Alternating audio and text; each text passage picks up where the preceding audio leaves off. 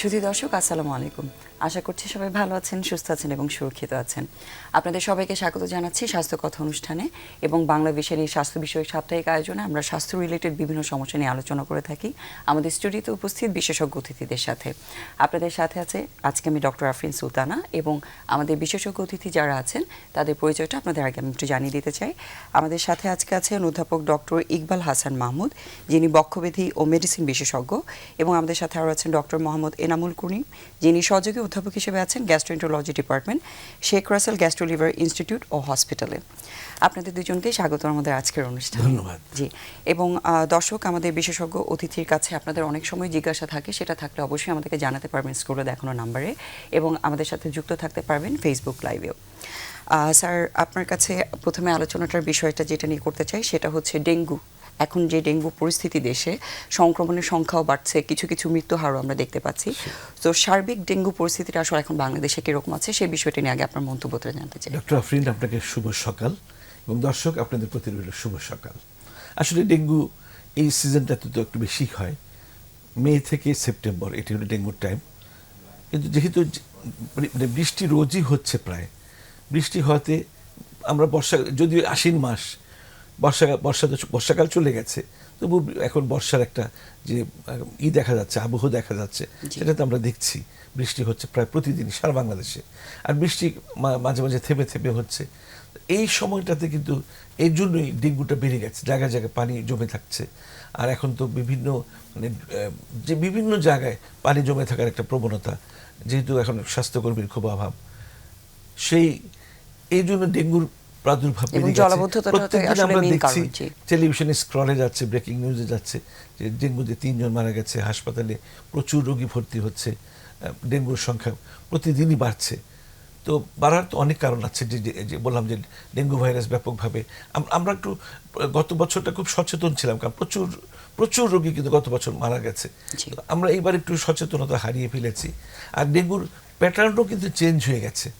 আগে যেমন 104 degree 105 degree হতো, একেবারে শরীরে ভীষণ ব্রেকবোন ফিভার যেটা ছিল, এগুলো কিন্তু দেখা যাচ্ছে যে অল্প জ্বরেও বা খুব অল্প হালকা মাথা ব্যথা, এগুলো কিন্তু মানে প্যাটার্নটা চেঞ্জ হওয়াতে রোগীরাও সচেতন হচ্ছে না, ডাক্তাররাও নড়ে চড়ে বসছে না, পরীক্ষাও করছে না। কিন্তু একটা পর্যায়ে দেখা যাচ্ছে রোগীর ভয়ঙ্কর কমপ্লিকেশন ডেভেলপ করছে। কিন্তু ডেঙ্গুর ক্লাসিক্যাল সিমটম যদি আমরা দেখি, যে সেখানে জ্বর থাকবে 104 ডিগ্রি 105 ডিগ্রি, অর্থাৎ হাই ফিভার থাকবে, সারা শরীরে ব্যথা থাকবে, তারপরে ইভেন মাথা ব্যথা থাকবে, চোখের কোটরে ব্যথা থাকবে, বমি হবে। এগুলো হচ্ছে যে মানে আমরা বলি ব্রেকবোন ফিভার, মানে একেবারে চিহ্নিত যে উপসর্গ রয়েছে। এছাড়া মানে এটা তো মানে নর্মাল। যখন আর ফেব্রাইল কন্ডিশনে থাকে, যখন জ্বর থাকে রোগী কিন্তু ওই কমপ্লিকেশন থেকে নিরাপদ কিছুটা থাকে। কিন্তু জ্বর যখন কমে যায় তখনই কমপ্লিকেশনগুলো দেখা দিতে থাকে, অর্থাৎ তার যে প্লেটলেট কাউন্ট তখন কমতে থাকে, তখন র্যাশ শরীরে দেখা যায়। অনেকে মনে করে জ্বর কমে গেছে, আমি ওদের সুস্থ হয়ে গেছি, কিন্তু না, জ্বর কমে যাওয়ার পরে কিন্তু উপসর্গগুলি দেখা দেয়। এই বিষয়টা কিন্তু এখন বিশেষজ্ঞরা বলছেন যে যখন জ্বরটা কমে যাচ্ছে, যখন ভাবছে যে হয়তো অবস্থাটা ঠিক হচ্ছে। এমনও হচ্ছে যে হাসপাতালে যেগুলো আসছে যে ডেঙ্গু শক সিনড্রোম, এখন ডেঙ্গু শক সিনড্রোমটা এখন আমরা বেশি পাচ্ছি, যে মানে টাইপ তো চেঞ্জ হচ্ছে। আমরা জানি যে 4টা সেরোটাইপ আছে ডেঙ্গুর, এখন অনেক সময় দেখা যায় যে টাইপ 2 দিয়ে এখন ডেঙ্গুটা হচ্ছে, টাইপ 1টা হচ্ছে না, টাইপ 2টা হচ্ছে। তো একবার যার ডেঙ্গু হয়ে গেছে, সে ধরেন খুব একটা মানে মোটামুটি বাসায় থেকেই তার চিকিৎসা সম্ভব করা। কিন্তু যদি আবার দ্বিতীয়বার যদি হয়, তৃতীয়বার যদি হয়, তখন কিন্তু রোগীর জটিলতা অনেক বাড়ে এবং মৃত্যুর ঝুঁকি অনেক বেড়ে যায়। এছাড়াও কিছু মানে একেবারে খুব ভয়ঙ্কর কমপ্লিকেশন ডেভেলপ করতে পারে, যেমন বমি করতে পারে, পেটে ব্যথা হতে পারে, অ্যাকিউট লিভার ফেলিওর হতে পারে, ক্যাপিলারি লিকেজ হয়ে অনেকটুকু সিরিয়াস কন্ডিশনে চলে সিরিয়াস হয়ে যাবে, ইভেন মৃত্যু পর্যন্ত হচ্ছে রোগীর। সেই জন্য সচেতন হতে হবে, এবং মানে মশা যাতে না কামড়ায় সেজন্য সবকিছু। আপনি যদি পরের প্রশ্ন করেন যে প্রতিরোধটা কি হবে, অবশ্যই এই বিষয়টাতে আসলে আমরা আসবো, প্রতিরোধ এবং চিকিৎসার বিষয়টা সম্পর্কে একটু জানতে চাইবো। তার আগে ডক্টর এনামুল করিম, আপনার কাছেও একটু জানতে চাই যে ডেঙ্গুর ইফেক্টটা ডেফিনেটলি আমাদের শরীরের বিভিন্ন জায়গায় তো পড়ছে, অনেক সিস্টেমকে ইনভলভ করছে। আপনার দিক থেকে এই বিষয়ে স্যারের সাথে কিছু অ্যাড করার আছে কিনা, উপসর্গ বিষয়ে হোক বা চিকিৎসার ক্ষেত্রে আপনি কিছু এই বিষয়ে বলতে চান কি? হ্যাঁ, সেটাই স্যার যা বলেছেন, ব্যাপারটা এরকমই যে ডেঙ্গুর প্যাটার্নটাও চেঞ্জ হচ্ছে, এবং আমাদের সচেতনতা দরকার। ডেঙ্গু যেহেতু একটা ভাইরাল ফিভার, তো এটা বডির সমস্ত অর্গানকে ইনভলভ করে। কিন্তু যেমন অনেক সময় দেখা যাচ্ছে ডেঙ্গুর টিপিক্যাল সাইন হচ্ছে পিছনে ব্যথা করবে, চোখের পিছনে ব্যথা, প্রচণ্ড জ্বর, শরীর ব্যথা। কিন্তু কোনো কোনো ক্ষেত্রে কিন্তু আমরা লক্ষ্য করেছি যে ডায়রিয়াও হতে পারে। খুব কম ক্ষেত্রে কিন্তু এটা হয় মাঝে মাঝে। তো কাজে জ্বর এবং ডায়রিয়া ডেঙ্গু না, এটা কিন্তু ধারণা করা ঠিক না। ডেঙ্গুটা আমরা টেস্ট করব। যদি দেখা যাচ্ছে এখন জ্বর হচ্ছে কিন্তু আবার ডায়রিয়া নিয়ে আসছে, তখনও কিন্তু আমরা অনেক সময় ডেঙ্গু চিন্তা করতে পারি। কাজে এই ক্ষেত্রে আমাদের সচেতনতা দরকার, যে জ্বর হলেই কিন্তু আসলে সাবধানতা দরকার। আর স্যার যে বলেছেন যে যদি প্রিভিয়াসলি গত বছর বা আগের বছর ডেঙ্গু হয়ে যায়, তার যদি এখন আবার ডেঙ্গু হয়, সে কিন্তু বেশি ঝুঁকিতে থাকবে। কাজে তাকে নিয়মিত রক্ত পরীক্ষা এবং বিশেষজ্ঞ চিকিৎসকের পরামর্শ নেওয়া খুব জরুরি। কারণ হচ্ছে দ্বিতীয়বার তৃতীয়বার ডেঙ্গু অবশ্যই খুবই ভয়াবহ যার প্রথমবার ডেঙ্গু হয় তার থেকে। যেহেতু আপনি বলছেন জ্বরের সাথে ডায়রিয়া বা একটা লুজ মোশন, এই ধরনের সিমটমগুলো বিভিন্ন রোগের সাথেই তো আসলে সম্পৃক্ত থাকতে পারে। সো যাদের এই ধরনের উপসর্গগুলো এই টাইমটাতে হচ্ছে, আরও কিছু রোগের বিষয়ে আপনি আমাদেরকে জানাতে চান কিনা, যেহেতু আপনি এই বিষয়ের বিশেষজ্ঞ? এখন আসলে এই সিজনটাই হচ্ছে বিভিন্ন, কখনো গরম পড়ছে, কখনো বৃষ্টি, কখনো ঠান্ডা। আসলে যখনই গরম পড়ে তখনই আমরা রাস্তা বা বাইরে থেকে বিভিন্ন শরবত বা বিভিন্ন খাবার খেয়ে থাকি। এই বিষয়ে আসলে আমাদের সচেতনতা দরকার। কারণ হচ্ছে যদি আপনি বাইরের শরবত খান, বাইরের পানীয় খান, তাহলে এটা কিন্তু আসলে একই গ্লাসে সবাইকে দিচ্ছে। আমরা তো জানি না আসলে এর আগের জন যিনি খেয়ে গেলেন তার কোনো টাইফয়েডের জীবাণু ছিল কিনা, বা পানির মধ্যেও যদি আমরা ঠিকমতো পরিশোধন করে না নিই, তাহলে কিন্তু টাইফয়েডের জীবাণু, জন্ডিসের জীবাণু থাকতে পারে। সো এক্ষেত্রে খুবই সতর্কতা দরকার হবে। একটু গরম পড়লেই যেন আমরা বাইরে থেকে খাবার মানে না বাছাই করে খাই। আমাদের সচেতনতাই আমাদেরকে যে কোনো ধরনের এই সিজনাল ডায়রিয়া বা পেটের অসুখ বা পেটের পীড়া থেকে আমাদেরকে রক্ষা করতে পারবে। এই বিষয়ে আমাদের অবশ্যই সচেতন হতে হবে। জি, যে কন্ডিশনগুলোর কথা বলেন, এগুলো বেশিরভাগই তো যেটা বোঝা যাচ্ছে একটা প্রদাহ হচ্ছে বা একটা ইনফেকশন শরীরের মধ্যে ঢুকছে। তো এই অন্ত্রের প্রদাহ আমি শিওর খুবই কমন একটা সমস্যা, কারণ আমাদের শরীরে সব জায়গায় এই প্রবলেমগুলো আমরা যে স্পেশালিটি প্র্যাকটিস করে ফেস করে থাকি। সো এই অন্ত্র বলতে কতটুকু আমরা বুঝি এবং সেটা প্রদাহজনিত কী কী রোগগুলো একটা সাধারণ মানুষের শরীরে হতে পারে, সেই বিষয়ে একটু জানতে চাই। আমাদের যেটা হচ্ছে পরিপাকের যে ব্যাপারগুলো ঘটে, আমরা খাওয়ার পর খাদ্যটা খাদ্যনালীয় খাদ্যথলিতে যায়। তারপর এই খাদ্যটা কিন্তু আসলে হজম বলতে যা বুঝি, খাদ্যের একটা উপাদান তো আমাদের শরীর নিয়ে নিবে। তো সেটা কিন্তু শুরু হয় ক্ষুদ্রান্ত থেকে, যেটা খাদ্যথলির পরেই শুরু হয়। সেটাই আমাদের বিভিন্ন খাদ্য উপাদান, যেগুলো আমরা ম্যাক্সিমামে কিন্তু ক্ষুদ্রান্ত থেকে আমাদের শরীরে শোষণ হয়ে যায় এবং আমাদের শরীরে বিভিন্ন অংশ ছড়িয়ে পড়ে।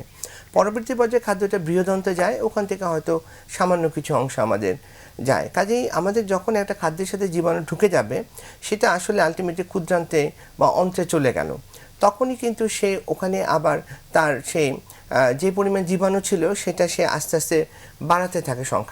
সংখ্যা বাড়ানোর সাথে শরীরেও চেষ্টা করে এইগুলোকে প্রতিরোধ করে। তখন শরীর থেকে আমাদের বিভিন্ন ধরনের উপাদান বের হয়।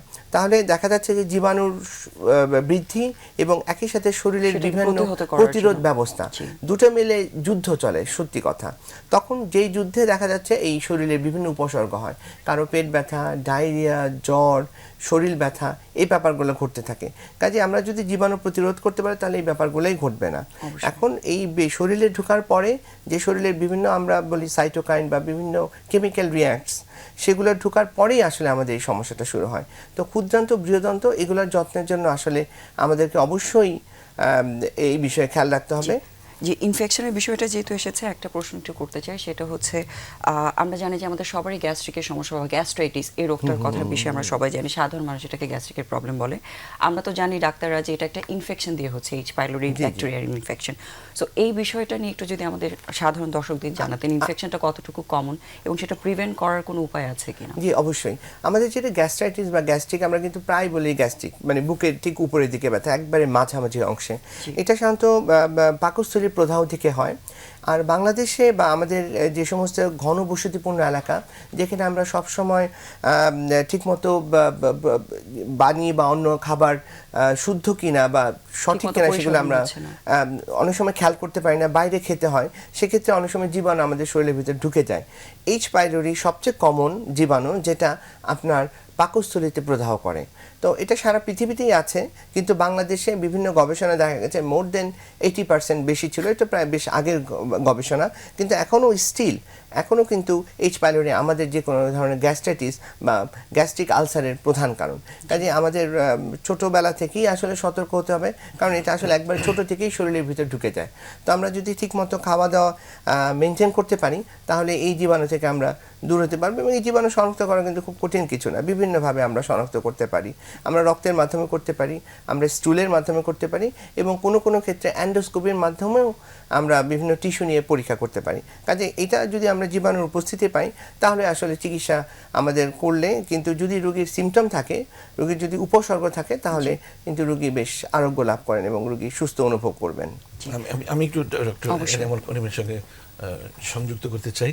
এই যে এখন গরম পড়েছে, বেশ গরম, মানে অনেককে রাস্তায় আপনি নিশ্চয়ই দেখেছেন যে ফুচকা খাচ্ছে, ফুচকার মধ্যে পানি দিচ্ছে, ওই পানি কিন্তু কোনো মানে নর্মাল পানি, ওই ময়লা হাত দিয়ে পানি দিচ্ছে, আবার ফুচকার মধ্যে পড়ছে, কত রকমের জীবাণু যে ঢুকছে। আর স্কুলগুলোর সামনে দেখা যাচ্ছে যে যেরকম মানে খোলা উন্মুক্ত খাবার, এবং এই গরমে কিন্তু মানে খাবারগুলো নষ্ট হয়ে যায় এবং ফুড পয়জনিং হওয়ার সম্ভাবনা থাকে। বিভিন্ন রকমের সালমোনেলা ঢুকছে, বিভিন্ন রকমের যে অনেক জীবাণু পেটে গিয়ে বিভিন্ন রকমের গ্যাস্ট্রোইন্টেস্টাইনাল যে ইনফ্লামেশন তৈরি হচ্ছে, ডায়রিয়া হচ্ছে, জন্ডিস হচ্ছে। মানে এই সময়টা একটা বিষাক্ত সময় হয়ে গেছে। আর অনেকের মধ্যে পরিষ্কার পরিচ্ছন্নতার তো অভাব তো আছেই। তো এটা হলো একটা কথা। আর আমি যে ডেঙ্গুর মধ্যে আসছিলাম, যে ডেঙ্গুর আপনি একেবারে ক্লাসিক্যাল সাইন থাকুক বা আপনি যদি সন্দেহ করেন, যেহেতু ডেঙ্গুর ধরন পাল্টিয়েছে, 3 দিনের মাথায় ব্লাডটা টেস্ট করতে হবে, অ্যান্টিজেন NS1 অ্যান্টিজেনটা দেখতে হবে। আর 5 দিনের মাথায় আপনি ডেঙ্গু অ্যান্টিবডিটা, ডেঙ্গু অ্যান্টিবডি এমটা দেখতে হবে। এই টেস্টটা কি স্যার যাদেরই জ্বরে আক্রান্ত হবে সবার জন্যই দরকার আছে এই সময়টাতে? মানে যেহেতু ডেঙ্গু এখন সিজন, যদিও অনেক রকমের মানে ভাইরাল ফিভার এই সময় হচ্ছে, ইনফ্লুয়েঞ্জা হতে পারে, কিন্তু আপনার একটা সন্দেহ রাখতে হবে যেটা ডেঙ্গু কিনা। ডেঙ্গু হলে শরীর ব্যথা, বললাম যে আগের মতো ওই ধরনটা পাল্টিয়েছে, একেবারে যে কার্ডিনাল সাইন, একেবারে ক্লাসিক্যাল সিমটম সবসময় হচ্ছে না। আপনি একটু জাস্ট পরীক্ষা করে নেন, কাছাকাছি যে কোনো NS1 অ্যান্টিজেনটা 3 দিনের মাথায়, আর অ্যান্টিবডিটা পরীক্ষা করে নেন 5 দিনের মাথায়, তো আপনি শিওর হয়ে গেলেন। তবে 80% ক্ষেত্রে কিন্তু অ্যান্টিজেন পজিটিভ আসবে NS1, 20% ক্ষেত্রে পজিটিভ নাও হতে পারে। আরেকটা হচ্ছে যে ডেঙ্গু ভাইরাস কামড় দিলেই, ডেঙ্গু ভাইরাস বহনকারী যে এডিস মশা কামড় দিলেই যে আপনি ডেঙ্গু হবে তা না। 100 জনের মধ্যে 100 জনকে যদি কামড় দেয়, তার মধ্যে 80 জনের কিন্তু কোন ডেঙ্গু হবে না, 20 জনের ডেঙ্গু হবে, এবং 20 জনের মধ্যে একজন ডেঙ্গু শক সিনড্রোম বা ডেঙ্গুর ভয়ঙ্কর জটিলতায় সে ভুগবে। সুতরাং ডেঙ্গু এডিস মশা কামড় দিলেই যে আপনার ডেঙ্গু হবে তা কিন্তু না। এটা মনে রাখতে হবে, ডেঙ্গু নিয়ে একেবারে খুব বেশি, ডেঙ্গু হয়েছে খুব বেশি ভয় প্রথমবার। সিরিয়াস কন্ডিশনগুলোতে যখন যাচ্ছে সেই বিষয়ে উপসর্গের ব্যাপারে আমাদের দর্শকদের কিছু জানতে চান কিনা? সিরিয়াস কন্ডিশনে যে বললাম, যখন জ্বরটা কমে যায়, ফেব্রাইল হয়ে যায়, তখন কিন্তু দেখা যাচ্ছে যে হঠাৎ করে রোগী মূর্ছা যাচ্ছে, প্রেশার পাওয়া যাচ্ছে না, পালস পাওয়া যাচ্ছে না, রোগীর দেখা যাচ্ছে যে ক্যাপিলারি লিকেজ হয়ে ফুসফুসে পানি চলে এসছে, এবং রোগীর persistent vomiting, severe abdominal pain, পেটে প্রচণ্ড ব্যথা শুরু হচ্ছে, পেল হয়ে যাচ্ছে, রোগী নেতিয়ে পড়ছে। এগুলো হচ্ছে ডেঙ্গু শক সিনড্রোম। তখন ব্লাড কাউন্ট করলে দেখা যাবে যে আপনার প্লেটলেট একদম কমে গেছে, হিমোগ্লোবিন PCB যেটা আছে সেটা অনেক বেড়ে গেছে, হেমাটোক্রিট লেভেলটা অনেক বেড়ে গেছে। অর্থাৎ আর আরেকটা মানে মানুষের ধারণা আছে প্লেটলেট কমে গেলেই বোধহয় খুব রক্ত দিতে হবে। প্লেটলেট যদি 20,000ও নেমে আসে, যদি আপনার রক্তক্ষরণ না হয়, চিন্তার কোনো কারণ নেই, অটোমেটিক। মানে আমাদের শরীরে অনেক ধরনের ক্লটিং ফ্যাক্টর রয়েছে, এগুলো কিন্তু এই ডেঙ্গু যদি যখন একেবারে শক সিনড্রোমে যাবে, যখন ব্লিডিং হবে, তখন এই ক্লটিং ফ্যাক্টরগুলি হ্যাম্পার হচ্ছে, সেজন্য তখন তার র্যাশ হচ্ছে, তার দেখা যাচ্ছে সে নেতিয়ে পড়ছে। সুতরাং প্লেটলেট একেবারে সব রোগীকে দিতেই হবে, তার কোনো মানে সাধারণ মানুষের যে একটা ভয় কাজ করে যে প্লেটলেট কাউন্টটা কমে গেলেই ব্লিডিং শুরু হয়ে যাবে, ব্যাপারটা সবসময় ওরকম না। যদি আপনি আপনি তো এটা তো মানে ভিজিবল দেখতে পারবেন যে তার প্যাচেস ডেভেলপ করেছে কিনা, চোখের মধ্যে রক্ত জমেছে কিনা, নাক দিয়ে রক্ত পড়ছে কিনা, মেয়েদের মাসিকের পরিমাণ অনেক বেড়ে গেছে কিনা, মলমূত্র দিয়ে প্রস্রাব দিয়ে রক্ত যাচ্ছে কিনা, সেগুলো কিন্তু এমনি আপনি বুঝতে পারবেন যে। আর প্লেটলেট কমে গেলে একেবারে দেখা যাচ্ছে যে মানে কিছু কিছু দামি ফল, কিউই খাওয়ানো শুরু করে দেয়, অনেকে যারা বিত্তশালী একবার বেদানা খাওয়ানো শুরু করে দেয়, মানে পেঁপের যে পাতা সেটা বেটে খাওয়ানো হয়, এগুলো আসলে কোনো কাজ করে না। তবে আমি দেখেছি বিটে কিছু কাজ করে। তবে রোগীকে হাইড্রেশনটা দিতে হবে, প্রচুর পানি খাওয়াতে হবে। তবে এমন বেশি পানি খাওয়াবেন না যে একেবারে 6-7 লিটার পানি খাইয়ে দিলেন, তাহলে দেখা যাবে হার্ট ফেলিওর ডেভেলপ করে গেছে। 3 থেকে 4 লিটার পর্যন্ত পানি খাওয়াতে পারেন। অরেঞ্জ জুস, পেঁপে, এগুলো বেশি বেড়ে, তারপরে পেয়ারা, এগুলোতে প্রচুর অ্যান্টিঅক্সিডেন্ট এবং ভিটামিন সি আছে, এগুলো খাওয়াবেন। এবং অনেকেই যে অ্যান্টিবায়োটিক খেয়ে ফেলতে চান জ্বর শুরু হওয়ার সাথে সাথে, এই বিষয়ে বলা এখানে যেহেতু একটা ভাইরাস, অ্যান্টিবায়োটিকের তো কোনো ভূমিকাই নেই, শুধুমাত্র প্যারাসিটামলেরও খুব বেশি মাত্রায় খাওয়ানো যাবে না, একেবারে সর্বোচ্চ খাওয়ানো যেতে পারে 2 করে 3 বার খাওয়ার পর। এইটাই শুধু, অন্য কোনো ব্যথানাশক ওষুধ খাওয়ানো যাবে না তাকে, তার প্লেটলেট আরও কমে যাবে।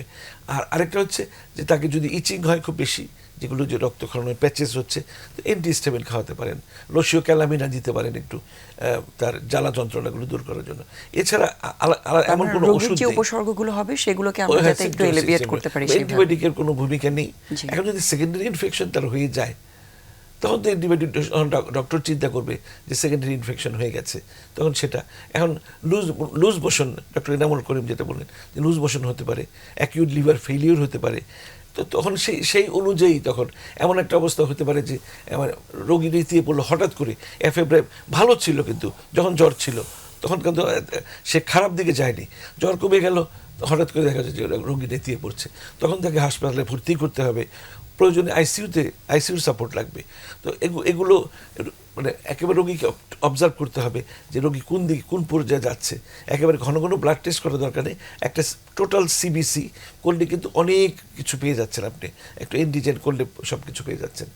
মানে বড়সড় মানে কিছু করার দরকার নেই যদি না কমপ্লিকেশন হয়, তবে রোগীকে ফুললি অবজারভেশন রাখতে হবে।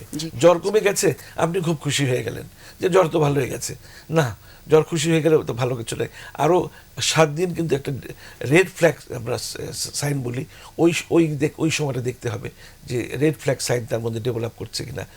পরের 7 দিন, জ্বর কমে যাওয়ার 7 দিন বা 10 দিন অবজার্ভ করতে হবে রোগীর ঠিক আছে কিনা। আরেকটা হচ্ছে কি যে ডেঙ্গু সেরে গেলেও, ভালো হয়ে গেল, অনেক দিন কিন্তু রোগী খুবই লেথার্জিক থাকে, পেইন তো থাকবেই, লেথার্জিক থাকে, রোগী বলবে কিছু ভালো লাগছে না আমার, কোনো কাজের মধ্যে তার উৎসাহ নেই, উদ্দীপনা নেই, একেবারে মানে হয়ে গেছে, মানে খুবই নেতিয়ে পড়ে রোগীর মধ্যে কর্মস্পৃহা একদম কমে যায়, এগুলো লক্ষ্য রাখতে হবে। জি, আরেকটা বিষয় একটু জানতে চাই স্যার, যেহেতু এক্সট্রিমস অফ এজের সব রোগগুলোর একটা আলাদা একটা ইফেক্ট থাকে, সো যারা এরকম বয়স্ক মানুষ আছেন বা যারা হয়তো অনেকে ইকোস্প্রিন জাতীয় ওষুধ খাচ্ছেন, রক্ত তরলীকরণের কিছু ওষুধ অনেকেই কিন্তু খেয়ে থাকেন, অনেক ধরনের মেডিসিনে কিন্তু মানুষ ব্যবহার করে, সো যারা ডেঙ্গুতে আক্রান্ত হচ্ছেন এই ধরনের রোগীগুলো, তাদের জন্য কোনো এক্সট্রা প্রিকশন দরকার আছে? এটা হচ্ছে যে একদম নিউবর্ন ছোট বাচ্চা, এরা কিন্তু দেখা যায় বেশি ভালনারেবল, অর্থাৎ এদের মধ্যে মানে যখন ডেঙ্গু কামড় দেয়, ডেঙ্গু মশা, তখন কিন্তু এরা কিন্তু খুব বেশি খারাপের দিকে চলে যায়। আবার এক্সট্রিমস অফ এজ যেটা বললাম, একদম 65-এর উপরে যদি হয়ে যায়, তাদের যদি মশা কামড় দেয়, তারাও কিন্তু খুব বিপদের মধ্যে থাকে। আরেকটা হচ্ছে যে আপনি বললেন যে অনেক সময় যে অ্যাসপিরিন জাতীয় বা ক্লোপিড্রাগল খাওয়ানো হয়, তখন সেটা অবশ্যই বন্ধ করে দিতে হবে, কারণ এমনি সেটা শুধু বন্ধ না, কোনো NSAID দেওয়া যাবে না, তাকে বন্ধ করতে হবে, কারণ রক্ত প্লেটলেট এমনি কমে যাচ্ছে, দেখা যাবে যে আরও রক্তক্ষরণের প্রবণতা বেড়ে যায়। এমনিও দেখা যাচ্ছে যারা বছরের পর বছর অ্যাসপিরিন খায়, তাদেরও কিন্তু অনেক সময় দেখা যায় যে রক্তক্ষরণ হয়, প্লেটলেট কমে যায়, সুতরাং সেটা দিকে তাদের ক্ষেত্রে আসলে কোনো প্লেটলেটের মাত্রা আছে কিনা যেটা দেখে ওনারা বন্ধ করে দিতে পারেন? আমাদের নর্মাল লেভেল কত, 1.5 লাখ থেকে 4 লাখ 4.5 লাখ পর্যন্ত নর্মাল লেভেল। এখন এটার একদম যদি আপনি অ্যাসপিরিন বছর পর বছর খেয়ে যান, তো একদমই কমে যাবে, প্লেটলেটেরও তো দরকার আছে, তো থ্রম্বোসাইটোপেনিক পারপিউরি ডেভেলপ করতে পারে, আপনার জায়গায় র্যাশ, স্কিনে রক্ত জমে যাবে, সেটাও তো মানে কাঙ্ক্ষিত না, সেটাও দেখতে হবে। অর্থাৎ সবসময় একজন ডক্টরের তত্ত্বাবধানে থাকতে হবে, দেখতে হবে যে কি, মানে এক টাকার একটা ওষুধ খেয়ে যাবেন তা হবে না, মাঝে মাঝে ডাক্তারের শরণাপন্ন হন, একটু চেক আপ করান, ইয়ারলি চেক আপ যেটাকে বলে, এক্সিকিউটিভ চেক আপ বলুন, ইয়ারলি চেক আপ করুন, তাহলে সব কিছু আপনার ধরা পড়ে যাচ্ছে যে আপনার শরীর কোন দিকে যাচ্ছে, শরীরের মানে অসুস্থতা কোন দিকে যাচ্ছে, কোন কোন গতিতে যাচ্ছে, টার্ন নিচ্ছে কিনা, এগুলো সবকিছু আপনাকে দেখতে হবে। জি অবশ্যই, এবং এটা আসলে খুবই গুরুত্বপূর্ণ, যদিও আমাদের দেশে প্র্যাকটিসটা নেই যে Practice-টা, ইয়ারলি এই যে চেক practice-টা, আপের বিষয়টা, yearly বাট check-up, আমরা অ্যাপ্রিসিয়েট করবো যদি কেউ সেটাই। এই জিনিসটা করতে পারেন। অনেক ধন্যবাদ। ভাই আপনার কাছে যে বিষয়টা নিয়ে কথা বলছিলাম, গ্যাস্ট্রাইটিস যেহেতু খুবই কমন একটা প্রবলেম, এবং এই সমস্যার জন্য আমাদের যেহেতু ওভার দ্য কাউন্টার বেশিরভাগ ড্রাগই, সবাই কিন্তু অনেক রকম ওষুধপত্র খাচ্ছেন। সো এই যে গ্যাস্ট্রিকের ওষুধ দীর্ঘ সময় ধরে খেয়ে যাওয়া কোনো ডাক্তারের পরামর্শ ছাড়া, বা হয়তো ডাক্তার একবার দিয়েছেন ওনারা বছরের পর বছর খাচ্ছেন, এটার আসলে ইফেক্টটা কি হতে পারে শরীরে?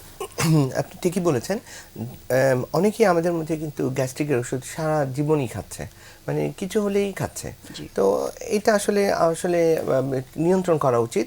এটা আমাদের সচেতনতা দরকার, কারণ দীর্ঘমেয়াদে যদি আমরা গ্যাস্ট্রিকের ওষুধ খাই, ওমিপ্রাজল বা প্রোটন-পাম্প ইনহিবিটর গ্রুপের যে কোনো ওষুধ, জি। ওমিপ্রাজল, প্যান্টোপ্রাজল, র্যাবিপ্রাজল বা যেই প্রাজলই আপনি খাচ্ছেন, কিন্তু এটা কিন্তু আসলে আমাদের একটা গ্যাস্ট্রিক সিক্রেশন কমিয়ে দিচ্ছে পাকস্থলীতে। কিন্তু আসলে তো আমাদের খাদ্য হজম বা অন্য বিভিন্ন কারণে গ্যাস্ট্রিকও তো অ্যাসিডটাও কিন্তু আমাদের দরকার। তো এটা যদি দীর্ঘদিন আপনি দমন রাখেন, তাহলে কিন্তু আসলে আপনার বিভিন্ন ধরনের সমস্যা হবে। প্রথম যে সমস্যাটা হবে, অ্যাসিড কমে গেলে ওটা আমরা বলি অ্যাক্লোরোহাইড্রিয়া, তখন জীবাণুর মাত্রা বাড়তে থাকবে। মানে আপনি যদি দীর্ঘদিন যদি ওমিপ্রাজল গ্রুপে বা গ্যাস্ট্রিক ওষুধ খান, সেক্ষেত্রে আপনি দীর্ঘমেয়াদে পেটের পীড়া হওয়ার একটা সম্ভাবনা বাড়বে। পরবর্তীতে দেখা যাচ্ছে যে দীর্ঘমেয়াদে গেলে কিডনির উপর চাপ পড়তে পারে, কখনো কখনো বোন ম্যারোর উপর চাপ পড়তে পারে, রক্তশূন্যতা হতে পারে, এরকম নানাবিধ কিডনির উপর চাপ পড়তে পারে, নানাবিধ সমস্যা কিন্তু আসলে হয়। শুধু লোকালি যে পাকস্থলীতে পড়ছে তা না, পুরো শরীরের সিস্টেমের উপর অ্যাকচুয়ালি শুধু যে পাকস্থলীতে এমন এর ইফেক্ট হবে এমন না, এটা সারা শরীরেই ছড়িয়ে পড়বে। এবং কেউ কিন্তু আসলে কোনো কিছু না বুঝেই খাচ্ছে, দেখা যাচ্ছে যে তার হয়তো অন্য একটা অসুখ আছে কিন্তু সে গ্যাস্ট্রিক ওষুধ। এই জন্য আসলে বিশেষজ্ঞ চিকিৎসকের পরামর্শ নেওয়া খুব জরুরি, কারণ আসলে কি কারণে উনি এটা খাচ্ছেন বা কেন খেতে হচ্ছে। কারণ আমাদের এই যে ডিসপেপসিয়া বা পেটের যে সমস্ত সমস্যাগুলো, এগুলো আসলে বিভিন্ন কারণে হতে পারে। আপনি যদি কারণগুলো হ্যাঁ, মেনশন কারণগুলো যেমন হচ্ছে যে একটা হচ্ছে পাকস্থলীর কারণে আলসার হতে পারে, গ্যাস্ট্রাইটিস হতে পারে বা প্রদাহ হতে পারে, এই কারণ হতে পারে। কারো কারো লিভারের সমস্যা এই কারণ হতে পারে, অথবা কারো দীর্ঘদিনের যদি অগ্নাশয় বা প্যানক্রিয়াসের প্রদাহ সেই কারণ হতে পারে। কারো ক্ষুদ্রান্তে বিভিন্ন ধরনের অসুস্থতা থাকতে পারে, যেমন আমরা আইবিএস একটা বেশ কমন, সবাই কিন্তু আমরা মোটামুটি জানি। আইবিএস এর কারণে অনেক সময় পেটে ফুলে যেতে পারে, পেট ভারী ভারী লাগতে পারে, পেট ব্যথা হতে পারে। তো সব কিন্তু আসলে গ্যাস্ট্রিকের কারণে হচ্ছে না। পিত্তের পাথরও একটা কারণ, কারণ ওই কারণে ব্যথা হতে পারে। কিন্তু এই যেই কারণেই ঘটুক, সবাই কিন্তু ভেবেই নিচ্ছে আমার গ্যাস্ট্রিক। সো কাজেই আমাদেরকে আগে দেখে নিতে হবে যে আসলে কোন কারণে আমার পেটের সমস্যাগুলো হচ্ছে। তো এটা তো আসলে রোগী নিজে বুঝতে পারবেন না, তাকে আসলে একজন বিশেষজ্ঞের পরামর্শ নিয়েই বিভিন্ন পরীক্ষা নিরীক্ষা করে, যেমন আলট্রাসোনোগ্রাম করতে পারেন, লিভারের বিভিন্ন টেস্ট করতে পারেন, এগুলো করেই উনি আসলে নিশ্চিত হওয়ার পরে। কাজে আমি দর্শক মণ্ডলী সবাইকে অনুরোধ করব যে আপনারা একটু দয়া করে আগে জেনে নেন যে আসলে আপনার কি হয়েছে, তারপরে আপনি গ্যাস্ট্রিক ওষুধ খান। এটা কিন্তু দরকার। অবশ্যই। আর কারণ নির্ধারণ না করলে আসলে সঠিক চিকিৎসা দেওয়াটাও ডিফিকাল্ট হয়ে যায়। সো এই গ্যাস্ট্রাইটিস প্রিভেনশনের জন্য, যেহেতু আমরা চাইলেই অনেক হ্যাবিট দিয়ে কিন্তু এগুলোকে কন্ট্রোল করতে পারি অফকোর্স, সো এইগুলোকে প্রিভেন্ট করার জন্য আসলে প্রতিরোধ করার জন্য কোনো পরামর্শ দিতে চান কিনা, কিভাবে এগুলো কমানো যায়? যে সমস্ত হয়, আমরা কিছুক্ষণ আগে আলোচনা করেছি যে এই জীবাণুটা ঢুকে যায় বিভিন্নভাবে, খাদ্যাভ্যাস বা যদি আমরা বাইরের খাবার খাই বা যদি ঠিকমতো পরিশোধিত পানি বা খাবার গ্রহণ না করি, এটা একটা ব্যাপার। আবার আছে জীবনযাত্রা। জীবনযাত্রাটা কেমন দেখেন, অনেকে আমরা কিন্তু আসলে ঠিকমতো মেনটেন করি না। তো আমরা যদি ঠিকমতো খাদ্যাভ্যাসটা গড়ে তুলতে পারি, তাহলে কিন্তু এটা আমাদের একটা সম্ভব। কারণ হচ্ছে আপনার খাদ্যের অনিয়মিতের কারণে কিন্তু হজম, আমাদের কিন্তু শরীরের বিভিন্ন অঙ্গ প্রত্যঙ্গের চলাচল দিয়ে আমাদের খাদ্য পরিপাক হয়। তো সবার আসলে সমানভাবে এগুলো চলাচল হয় না, বা এক একজনের এক এক রকম, যার যেরকম সেভাবে সে খাদ্য গ্রহণ করবে। বাইরের খাবার কারো হজম হয় না, কেউ চর্বি জাতীয় খাবার হজম হয় না, কাজে সে নির্দিষ্টভাবে বুঝবে যে আসলে কি। তবে কিছু কিছু খাবার আছে যেগুলো সবার জন্যই কিন্তু উপকারী, যেমন প্রচুর পরিমাণে শাকসবজি, ফলমূল যদি আমরা খেতে পারি এবং সুনিয়ন্ত্রিতভাবে যদি আমরা ফ্যাটি মিল বা রেড মিট যদি অ্যাভয়েড করতে পারি, তাহলে কিন্তু আমাদের জন্য একটা স্বস্তিদায়ক একটা আমরা পেট বা স্বস্তিদায়ক একটা পরিপাকতন্ত্র আমরা পাবো। জি, যেহেতু খাবারের বিষয়টা এসছে, দুইটা জিনিস একটু জিজ্ঞেস করতে চাই। একটা হচ্ছে, আমরা প্রায় অ্যাডভাইস করে থাকি যাদের এই ধরনের পেটের পীড়া থাকে, তেল মশলা চর্বি জাতীয় খাবারগুলো যাতে একটু অ্যাভয়েড করেন। সো এটা আসলে কি ধরনের আমরা তেল বলি, বা কি ধরনের ফুডগুলো আসলে ইনটেকটা ওনাদেরকে হেল্প করে, কিছু তো আপনি মেনশন করেছেন, আরও কিছু বলতে চান কিনা এই বিষয়টা নিয়ে? সেগুলো হচ্ছে যে এখন দেখা যাচ্ছে যে অনেকে লিভারের কারণেও কিন্তু ফ্যাটি লিভার থাকতে পারে, বা অনেকের হয়তো মেটাবলিক বিভিন্ন ডায়াবেটিস কারণে লিভারের সমস্যা থাকতে পারে, কারো কারো অগ্নাশয়ের সমস্যা থাকতে পারে। এক্ষেত্রে কিন্তু আসলে রেড মিট বা চর্বি জাতীয় খাবার কিন্তু একবারেই হজম হবে না। পিত্তথলির কথা বললেন কিছুক্ষণ আগে, যে পিত্তথলিতেও কিন্তু বিভিন্ন ধরনের সমস্যা থাকতে পারে, তাদেরকে দেখা যাচ্ছে হজমের সমস্যা হচ্ছে। এই ক্ষেত্রে ব্যাপারটা বুঝে নিতে হবে যে আসলে কোন কারণে আমার হজমের সমস্যা হচ্ছে বা আমার আসলে পরিপাকের সমস্যা হচ্ছে, সেটা দেখে আমাদেরকে ওই অনুযায়ী চিকিৎসা নিতে হবে। সেক্ষেত্রে অবশ্যই আমাদেরকে কনসেন্ট্রেটেড ফ্যাট যেগুলো আছে, একবারে চর্বি, সেগুলো বিশেষ করে বিফ বা গরুর মাংস, মাটন বা খাসির মাংস বা ব্রয়লারের মুরগি, এগুলো কিন্তু খুব কনসেন্ট্রেটেড ফ্যাট থাকে। তো এই ফ্যাটগুলো আমাদেরকে আসলে পরিহার করে নেওয়া ভালো হবে। মাছ খুব ভালো হবে, যদি আমরা দেশি মুরগি বা খেতে পারি তাহলে ভালো। তো এক্ষেত্রে আমাদের যাদের এই সমস্যাগুলো হচ্ছে বা লিভারের ফ্যাটি জনিত কারণে সমস্যা হচ্ছে, তাদেরকে আসলে খাদ্যগুলো আসলে ওইভাবে সিলেক্ট করে নিতে হবে, তাহলে আমার মনে হয় উনি উপকার পাবেন। অবশ্যই স্যার, এই বিষয়ে আপনি আমি যোগ করবো যে অনেকগুলো জেলা আছে বাংলাদেশে, ওরা খুব ঝাল খায়, খুব বেশি তৈলাক্ত খাবার খাবে এবং খুব মানে একটা চর্বিযুক্ত গরুর মাংস খাবে। আমি দেখেছি, আমি চিটাগাং যেতে দেখেছি যে রাস্তার মধ্যে ঝুলে রেখেছে, একেবারে হলুদ চর্বি জমে আছে এবং ওই চর্বিগুলো ওরা খেতে পছন্দ করে। তো এবং সিলেটের একই অবস্থা, খুব ঝাল খাবে, খুব চর্বি খাবে এরা। এই ধরনের খাবারগুলোকে অ্যাভয়েড করতে হবে। যে এই যে ডক্টর এনামুল করিম যেটা বলে যে সহজ পাচ্য খাবার, এটা ভালো।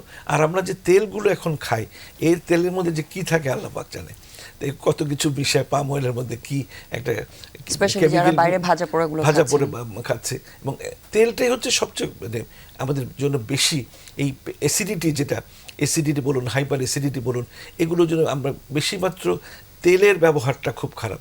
যদি একটু ব্ল্যান্ড ডায়েট খাওয়া যায়, যে খুব সহজ পাচ্য খাওয়া যায়, যে তা আর শাক, অনেক অনেক ধরনের শাক আছে অনেক হজম করতে পারে না, যেমন পাট শাক, কলমি শাক, এগুলো অনেকে হজম করতে পারে। যে যেটা হজম করতে পারে সেটাই খাবে। আর খাবার মধ্যে ওই যে যেটা ডক্টর এনামুল করিম বললেন যে খুব বেশি চর্বিযুক্ত গরুর মাংস বলুন, খাসির মাংস বলুন, এগুলো তো অ্যাভয়েড করে সবজি, তারপরে মুগের ডাল, এগুলো খেলে কিন্তু দেখা যাচ্ছে যে খুব সহজে হজম হচ্ছে। ভাতটা একটু যদি নরম হয় তাহলে কিন্তু আমরা খুব সহজেই। আর নাস্তার মধ্যে, নাস্তার এমন হওয়া উচিত যে মানে সারা রাত্রি আপনি না খেয়ে থাকলেন, অ্যাসিড জমলো পেটের মধ্যে, নাস্তা খেলেন, হয়তো দেখা যাবে খুব বেশি তৈলাক্ত খাবার, খুব তেলে ভাজা পরোটা দিয়ে আপনি খেলে নাস্তা, সারাদিন দেখবেন যে টক ঢেকুর উঠছে। তো আপনি নাস্তাটা তেল ছাড়া পরোটা খান বা প্লেন রুটি খান, তাহলে কিন্তু আপনি ভালো থাকবেন। মানে মডিফিকেশন করা, আমাদের যে লাইফস্টাইল হ্যাবিটগুলো আছে সেগুলো একেবারে অনেক রাত্রে জেগে আপনার বেশি রাত্রে খাওয়া দাওয়া করবেন, রাত্রে এক কাপ কফি খাবেন, আপনার ঘুম হবে না। একজন মানুষ যদি সাফিসিয়েন্ট তার ঘুম না হয়, তখন দেখা যাবে সারাদিন সে তার পেটের সমস্যায় ভুগছে, পেটের বিভিন্ন রকমের সমস্যা দেখা যাচ্ছে।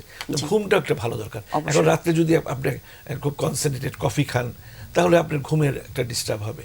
তো এবং সেটা আলটিমেটলি সিস্টেমটা করে ফেলতে। আমি জাপানে যখন লেখাপড়া করি তখন আমি দেখতাম যে 6টার সময় ডিনার শেষ, তারপর আর কিছু খাবে না। আমাদের সাথে একজন দর্শক যুক্ত হয়েছে, ওনার প্রশ্নটা একটু আমরা নিই, তারপর অবশ্যই আমি আলোচনাটা আবার করছি। দর্শক, আপনার নাম এবং বয়স বলে প্রশ্নটা জানান। হ্যালো, জি, আসসালামু আলাইকুম। ওয়ালাইকুম আসসালাম। জি, আমার নাম সোহেল রানা, আমি বগুড়া শেরপুর থেকে কথা বলতেছি। যে আমার এই যে বুকের সিনা বরাবর নিচ দিকে ঠিক যে জায়গায় পাকস্থলী থাকে, সেই জায়গায় প্রচন্ড ব্যথা। আমার বয়স 40 বছর, অনেকদিন যাবত ব্যথা। জি, আপনার কোনো প্রশ্ন আছে কিনা আমাদের দর্শকের কাছে? আমরা অ্যানসারটা পরে দেব, বাট প্রশ্ন থাকলে আপনি কোনো ডাক্তারের পরামর্শ নিয়েছিলেন বা কোনো পেটের আল্ট্রাসাউন্ড এই পরীক্ষাগুলো করা ছিল? হ্যাঁ, এগুলো করেছি। হ্যাঁ, এগুলোতে মানে কোনো কিছু পাওয়া গেল? না, এন্ডোস্কোপি করা হচ্ছে, কলনোস্কোপি করা হচ্ছে, আর যেগুলো সেগুলো করা হচ্ছে। ধূমপান করেন কি? আপনি ধূমপান করেন কিনা বা অন্য কোনো খাবার অভ্যাস? ধূমপান করি না। আপনার এই যে নিয়মিত মলত্যাগ দিনে কয়বার হয় বা কেমন হয় এটা? এই ব্যথা যখন বাড়ে, জি, ব্যথা যখন বাড়ে, মানে আমি একটা ওষুধ শুধু খাই, সেটা হচ্ছে প্যান্টনিক। জি জি, এই ওষুধটা খালে আমার পায়খানা কন্ট্রোলে থাকে, ব্যথা কন্ট্রোলে থাকে। জি, অনেক ধন্যবাদ দর্শক আপনার প্রশ্নের জন্য। আমরা এই বিষয়টা নিয়ে আলোচনাটা একটা ছোট্ট বিরতিতে যাচ্ছি, তারপর এসে করব। ততক্ষণ পর্যন্ত আপনারা আমাদের সাথেই থাকবেন।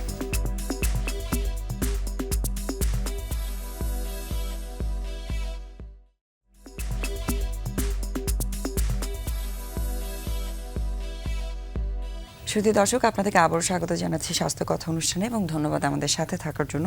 আমাদের সাথে আজকে স্টুডিওতে আছেন অধ্যাপক ডক্টর ইকবাল হাসান মাহমুদ এবং ডক্টর মোহাম্মদ এনামুল করিম। আমাদের একজন অডিয়েন্সের আসলে কল ছিল তার পেটের ব্যথা নিয়ে। এই বিষয়টা নিয়ে আপনার পরামর্শ কি আছে তার জন্য? আসলে পেটের ব্যথা বিভিন্ন কারণে হয়। উনি বলেছেন উনি অ্যান্ডোস্কোপি কোলোনোস্কোপি করেছেন। তো আমার মনে হয় যে আরও কিছু পরীক্ষা আছে পেটের, যে ব্যথার কারণটা বের করার জন্য। এগুলো কিছু আমরা ওই মলের কিছু পরীক্ষা আছে, ফিক্যাল ক্যালপ্রোটিকটিন, ওটাতে যদি বেশি থাকে তাহলে আমরা বুঝতে পারবো যে তার ক্ষুদ্রান্ত বা বৃহদান্ত প্রদাহ থাকতে পারে। সেই লেভেলে আমাদের কিছু কাজ করতে হবে। অগ্ন্যাশয়টা ঠিক মতো দেখা হয়েছে কিনা সেটা একটু দেখে নিতে হবে। আর প্যান্টোপ্রাজল খেলে ওনার ব্যথা কমে, এটা আসলে ওনার যদি অ্যান্ডোস্কোপি করার পরে এই ঘটনা ঘটে তাহলে আসলে আমাদেরকে নতুন করে ভাবতে হবে যে আসলেই যে ওনার প্যান্টোপ্রাজলের সাথে এইটার কোনো কি ধরনের সম্পর্ক আছে। তো আসলে কখন আমি আসলে ওই আমাদের দর্শক মণ্ডলীকে অনুরোধ করব যে পরবর্তী পর্যায়ে আপনি যেহেতু বগুড়া থাকেন, বগুড়া মেডিকেল কলেজে আমাদের গ্যাস্ট্রোএন্টারোলজিস্ট বা হেপাটোলজিস্ট যিনি আছেন তার সাথে একটু যোগাযোগ করবেন, তাহলে উনি আপনাকে পরবর্তী পর্যায়ে উপদেশ দিবেন যে আসলে আমাদের ফিক্যাল ক্যালপ্রোটিকটিন এমআরআই বা সিটি স্ক্যান করে ওই পুরো গাঁটটা আবার একটু ইভ্যালুয়েট করতে হবে যে আসলে অন্য কোনো কারণে হচ্ছে কিনা। ওনার যে টেস্টগুলো করেছে তারপর আলট্রাসোনোগ্রামটা দরকার একটু ভালো জায়গা থেকে আবার করে নিতে হবে। কারণ অনেক আলট্রাসোনোগ্রামটা তো সবই উঠছে, কিন্তু সোনোলজিস্টের রিডিংটা কেমন হচ্ছে সেটাও দেখতে হবে। বগুড়াতে এমন কোনো ভালো আলট্রাসোনোগ্রাম মেশিন আছে কিনা সেটাও দেখতে হবে। অনেক সময় আলট্রাসোনোগ্রামের জায়গায় উল্ট্রাসোনোগ্রাম চলে আসে, হয়তো দেখা যায় যে স্টোন আছে লিখে দিয়েছে স্টোন নেই, এরকম হয়ে যায়। অনেক ক্ষেত্রে হয়তো টেস্টটা করা হয়েছে 1-1.5 বছর আগে, হয়তো সেটা আমরা আসলে সব তথ্য জানি না যেহেতু। সো সেক্ষেত্রে আসলে আপনাকে যেটা ডক্টর পরামর্শ দিয়েছেন, একটু স্পেশালিস্ট কারোর সাথে যোগাযোগ করে নিলে এটার জন্য আপনার চিকিৎসা দেওয়ার ব্যবস্থাটা আর একটু ইজিয়ার হবে এবং যদি রোগটা বের করতে পারি তাহলে সঠিক চিকিৎসা দেওয়াটাও পসিবল হবে। অনেক ধন্যবাদ দর্শক আপনাকে আবারও আপনার প্রশ্নের জন্য। আপনার কাছে যে বিষয়টা নিয়ে এখন একটু জানতে চাই সেটা হচ্ছে, যেহেতু পেটের ব্যথা নিয়ে কথা হচ্ছে এবং আল্ট্রাসাউন্ড করলেই যে জিনিসটা একদমই সবসময় রিপোর্টে আমরা এখন রেগুলার দেখতে পাই সেটা হচ্ছে fatty change in liver. So এটা যেহেতু সবসময় দেখছে দর্শকরাও, কিন্তু সাধারণ মানুষরাও অনেক সচেতন এই বিষয়টা নিয়ে। সো ফ্যাটি লিভার বিষয়টা আসলে কি সেটা যদি একটু আমাদেরকে সাধারণ মানুষদের বোঝার মতো করে বলতে। ফ্যাটি লিভার যেটা আমরা আসলে আপনি ঠিকই বলেছেন যে আল্ট্রাসাউন্ড করলে একটা রিপোর্ট চলে আসে ফ্যাটি লিভার গ্রেড 1, 2 বা এই ধরনের, এবং আমরা আতঙ্কিত হয়ে পড়ি। আমি দর্শকদের উদ্দেশ্যে বলবো আতঙ্কিত হওয়ার কিছু নাই, আমাদের বিশেষজ্ঞ চিকিৎসকের পরামর্শ নেবেন। এবং আমি কিছু কথা বলে দিতে চাই যে প্রথমে দেখতে হবে আপনার ডায়াবেটিস আছে কিনা। যদি ডায়াবেটিস থাকে এটা আপনি নিয়ন্ত্রণে রাখছেন কিনা, কারণ আপনার ডায়াবেটিস যদি নিয়ন্ত্রণে না থাকে তাহলে আপনার ফ্যাটি লিভারের সম্ভাবনা বাড়ে। শুধু যে ডায়াবেটিসের কারণে এমন না, কারো কারো রক্তের মধ্যে চর্বির তারতম্য থাকতে পারে, আপনার কোলেস্টেরল বেশি থাকতে পারে, ট্রাইগ্লিসারাইড বেশি থাকতে পারে, এগুলো জমে জমেও কিন্তু ফ্যাটি লিভার হতে পারে। তাছাড়াও আরও কিছু কারণে এটা ঘটে থাকে, বিভিন্ন খাদ্যাভ্যাস। তো আমাদের মধ্যে একটা ধারণা আছে যে শুধুমাত্র হয়তো যাদের একটু স্বাস্থ্য ভালো বা মোটা হবে তাদেরই ফ্যাটি লিভার হবে, ব্যাপারটা কিন্তু এমন না। গবেষণায় দেখা গেছে যে যত ফ্যাটি লিভার আছে তার মধ্যে কিন্তু একটা বিশাল অংশ কিন্তু যাদের স্বাস্থ্য ভালো বা যাদের আমরা শুকনা বা চিকন বলি তাদেরও কিন্তু হয়। কাজে আপনার স্বাস্থ্য যদি চিকন থাকে আপনি তাহলে কিন্তু ভাববেন না যে আপনার ফ্যাটি লিভার হবে না, আপনারও কিন্তু সুযোগ থাকবে। কাজে এই বিষয়ে আমাদেরকে প্রথমে যেতে হবে যে ফ্যাটি লিভার যে কারো হতে পারে, আপনার ওজন বেশি থাকলে হতে পারে, ওজন নর্মাল থাকলেও হতে পারে, কারণ এটা একটা পরিপাকজনিত কারণে লিভারে ফ্যাট জমতে থাকবে। তো এটা কিন্তু আসলে একজন চিকন মানুষের হতে পারে, একজন মোটা মানুষের হতে পারে। বরং দেখা গেছে যে চিকন মানুষের ফ্যাটি লিভার মোটা মানুষের ফ্যাটি লিভারের থেকে বেশি ঝুঁকিপূর্ণ। কাজেই এই বিষয়ে আমাদের সতর্ক হতে হবে।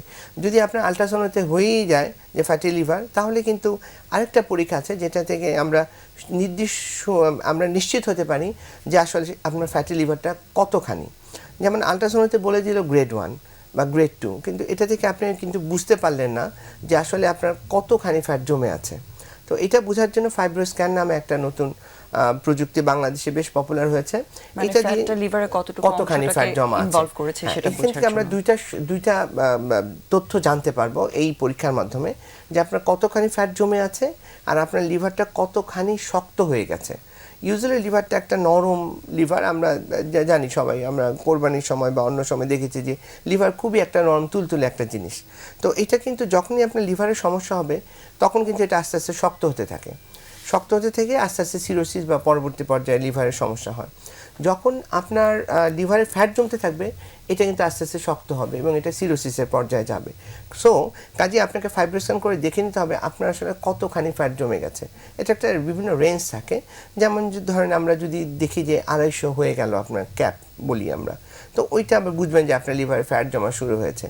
তারপর এটা বাড়তে থাকবে, 300 400 ছিল কারো কারো। তো এই বিষয়ে আমাদেরকে তখন সুনির্দিষ্টভাবে দেখতে হবে যে আসলে কি আপনার রক্তে চর্বির কারণে ফ্যাট জমেছে, না আপনি পারিবারিকভাবেই ফ্যাট জমার কারণে বা ডায়াবেটিস বা অন্য মেটাবলিক কারণে ফ্যাট জমেছে কিনা, ওই অনুযায়ী আমাদের দিতে হবে। এবং সারা পৃথিবীতেই বলি যে ফ্যাটি লিভারের সুনির্দিষ্ট ওষুধ কিন্তু এখনও ওইভাবে আসে নাই। 2-1টা ওষুধ নিয়ে গবেষণা হচ্ছে এবং আমরা দিচ্ছিও, কিন্তু এখনও ওইভাবে বলা হয় না যে এইটা কাজ করবেই। সো কাজে আমাদের সচেতনতাটাই দরকার যেন ফ্যাটি লিভার আমাদের না হয়। কাজে যখনই আলট্রাসাউন্ডে বলবে আপনি তাড়াতাড়ি আমার মনে হয় নিশ্চিত হয়ে যান যে আপনার কোন পর্যায়ে আছে, এবং লাইফস্টাইল মডিফিকেশন মানে আপনার জীবনযাত্রাকে আপনি নিয়ন্ত্রিত করে দিবেন। নিয়মিত শারীরিক পরিশ্রম, নিয়মিত হাঁটা, দৌড়ানো এবং শাকসবজি বেশি খাওয়া এবং কনসেন্ট্রেটেড ফ্যাট অ্যাভয়েড করা। জি, তাহলে আমার মনে ফ্যাটি লিভার থেকে আমরা মুক্তি পেতে পারবো আশা করি। জি। আর ফ্যাটি লিভার ছাড়াও আরেকটা বিষয় যেটা আমরা ইনভলভমেন্ট দেখতে পাই সেটা লিভারের ক্ষেত্রে, যে হেপাটাইটিস জাতীয় যে রোগগুলো আছে, অনেকেই কিন্তু হেপাটাইটিস বি এন্ড সি ভাইরাসের সংক্রমণের বিষয় বা এটার যে ভ্যাকসিনেশনের যে বিষয়টা সেটা সম্পর্কেও কিন্তু অনেকে অবগত থাকেন না। এই বিষয়টা সচেতন করার জন্য যদি আমাদের দর্শকদের ছোট করে কিছু বলতে চান। দর্শকদের বলি হেপাটাইটিস বি আসলে খুবই কমন বাংলাদেশে, কিন্তু এটা একটা আশার কথা হচ্ছে 2004-এর পরে যে শিশুগুলো জন্মাচ্ছে বাংলাদেশে তাদের সবাইকে সরকার ভ্যাকসিন দিয়ে দিচ্ছে। তো এই প্রায় 20 বছর হয়ে গেল। তো আমরা আশা করছি যে এই বয়সের বাচ্চাদেরকে আলটিমেটলি আমরা হেপাটাইটিস বি খুবই কম পাবো, এবং এরাই তো আস্তে আস্তে বড় হবে। তো আস্তে আস্তে কিন্তু হেপাটাইটিস বিটা কমে যাবে বাংলাদেশ থেকে। আর এখন কিন্তু দেখা যাচ্ছে আমরা সার্জারির আগে বা কাউকে যদি রক্ত ভরতে চাই, সাধারণত দেখা যাচ্ছে রক্তবাহিত রোগ এগুলো, মানে আপনি যদি রক্ত একজন আরেকজনকে দেন অথবা আপনি যদি সার্জারি করেন তাহলে কিন্তু অথবা শারীরিক মেলামেশার কারণে এই রোগগুলো ছড়ায়, হেপাটাইটিস বি আর সি। তো সুবিধা হচ্ছে বির ভ্যাকসিন আছে, সির ভ্যাকসিন নাই। তাহলে এখন সি কী করব? সি কিন্তু আসলে সচেতনতা দরকার। আমরা যদি রক্ত ভরার আগে ঠিকমতো টেস্ট করি, এটা করা হয় সারা বাংলাদেশে সব জায়গায়, কাজে এখান থেকেও কিন্তু সুযোগ কমে যাচ্ছে। সো কাজে আমরা যদি অন্য অন্য ক্ষেত্রে কিন্তু যদি একটু সতর্ক থাকি তাহলে কিন্তু এটা প্রতিরোধ করা সম্ভব। এইটাও কিন্তু আসলে প্রতিরোধযোগ্য। আমরা যদি এই ব্যাপারগুলো অ্যাভয়েড করি, এই ব্যাপারগুলো থেকে দূরে থাকি, তাহলে কিন্তু আসলে হেপাটাইটিস বি বা সি আমাদের শরীরে ঢুকবে না। আর জাতীয় পর্যায়ে তো টিকা দিচ্ছেই সবাই। সো কাজে এটা আস্তে আস্তে কমে আসবে। জি, অবশ্যই। ধন্যবাদ স্যার। আপনি কিছু অ্যাড করতে চান কিনা বিষয়গুলো নিয়ে? আরেকটা ব্যাপার হচ্ছে যে যারা মদ্যপায়ী তাদের মধ্যেও কিন্তু দেখা যাচ্ছে অ্যালকোহল মানে পেটের এই আপনার ফ্যাটি লিভার বলুন, হেপাটাইটিস বলুন, সব কিছুরই একটা টেন্ডেন্সি থাকবে এবং সিরোসিস হওয়ার একটা প্রবণতা থাকবে যারা নিয়মিতভাবে মদ্যপান করেন। এটা একটা বলতে চাচ্ছি আমি। আর ফ্যাটি লিভারের যে ওষুধটা আপনারা যেটা ব্যবহার করছেন আর্সকল বা বিভিন্ন, এগুলো আমি দেখেছি কোনো কাজই করে না আসলে, এগুলো রিকমেন্ডেশন নাই। ওই পূর্ণ নিয়ন্ত্রণে রাখতে হবে। ডায়াবেটিস রোগীর দেখা যাচ্ছে বেশি ফ্যাটি লিভার হওয়ার একটা প্রবণতা থাকছে, আর কোলেস্টেরলের ব্যাপারটা আছে। স্যার, যেহেতু এই সবগুলোর সাথে বারবার একটা ফ্যাটি চেঞ্জের বিষয়টা আসছে, স্থূলতা এগুলোর সাথে সবসময় রিলেটেড। ইনফ্যাক্ট আপনি যে রোগীদেরকে ডিল করেন সবার ফুসফুসের রোগ বলি বা যে কোনো রোগের ক্ষেত্রে আসলে স্থূলতার একটা প্রভাব থাকে। সো এই বিষয়টাকে ব্যালেন্স করার জন্য যদি খুব আমরা একদমই অনুষ্ঠানের শেষের দিকে একটু ছোট করে দর্শকদের সাবধান করার জন্য বা সচেতন করার জন্য কি বলতে চান? আমি যখন কোনো এক স্থূল লোক দেখি আমি খুব ঘাবড়িয়ে যাই যে এই লোকটার দেখে নিশ্চয়ই অনেক সমস্যা আছে। স্থূলতা কেন থাকবে? স্থূলতা কেন থাকবে? একটা হলো জেনেটিক, এই ফ্যামিলিতে সবাই মোটা, তো স্থূলতাকে কমাতে হবে। তো এখন তো অনেক ভালো ভালো ওষুধও চলে এসছে। আর অনেকে আছে, আমি পুরানো দেখেছি সবাই প্রায় স্থূল, এত বেশি তৈলাক্ত খাবার তারা খাচ্ছে। সকালবেলা তারা নাস্তা বানায় না, দোকান থেকে পরোটা নিয়ে আসছে, কাচ্চি বিরিয়ানি নিয়ে এসে এগুলো দিয়ে নাস্তা করছে। অর্থাৎ তেল যত রকম আছে, চর্বি যত রকম আছে তাদের শরীরে ঢুকছে এবং এরা আস্তে আস্তে স্থূল হচ্ছে। তো মানে খাবার ব্যাপারটার দিকে খুব লক্ষ্য রাখতে হবে। স্থূলতা অবশ্যই কমাতে হবে, কারণ স্থূলতা অনেকগুলো রোগের জন্ম দেয়, ইভেন কিডনি ফেলিওর একটা বড় কারণ। এছাড়া অনেক ব্লাড প্রেশার বলুন, ডায়াবেটিস বলুন বা হার্ট অ্যাটাকের সম্ভাবনা বলুন, স্থূলতা এগুলোর অনেক ইভেন একটা রেগুলার সহায়ক আসলে হিসেবে লাইফস্টাইলটা কাজ লিড করছে। করাটাও ডিফিকাল্ট হয়েছে, অনেকে ঠিকমতো ঘুমাতেও পারছে না, অনেকে স্লিপ অ্যাপনিয়া হচ্ছে। স্লিপ অ্যাপনিয়া হচ্ছে, খুব ভালো কথা বলেছেন। স্লিপ অ্যাপনিয়া সিনড্রোম আমি অনেক প্রায় পাচ্ছি যে স্থূল খুব বেশি অবেস রোগীরা স্থূলতা ভুগছে। আমি আপনার ওজন কমান, ওজন কমিয়ে আসুন, আমার কাছে ওষুধও আছে ওজন কমানোর। ওজন কমাতে পারলে আপনার স্লিপ অ্যাপনিয়া সিনড্রোম চলে যাবে।